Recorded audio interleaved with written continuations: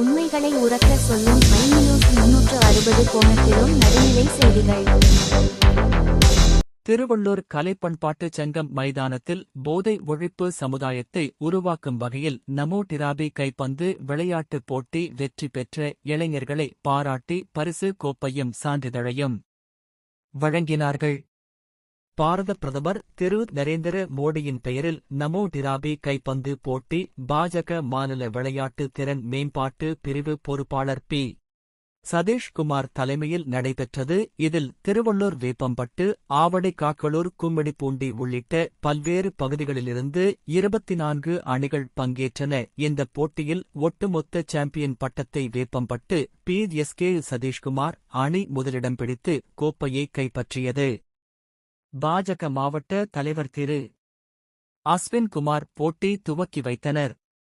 இந்நிகழ்வில் தேசிய செயற்குழு உறுப்பினர் திரு லோகநாதன், மாநில ஓபிசி அணி ராஜ்குமார், மாநில செயற்குழு உறுப்பினர் திரு.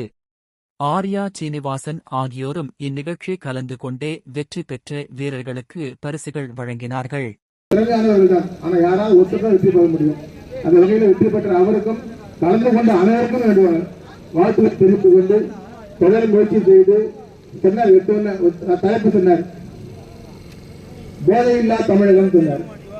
உண்மையிலே சொல்றாங்க, இன்றைய காலகட்டத்தில் தமிழகத்துக்கு தேவையான தலைப்பு இது, போதையில்லா தமிழகம்.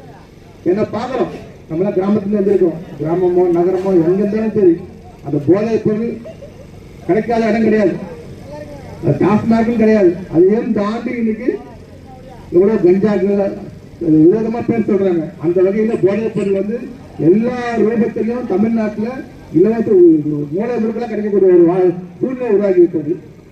சட்டம் ஒழுங்கு சரியில்லை, சட்டம் ஒழுங்கு போதைப் பொருள்.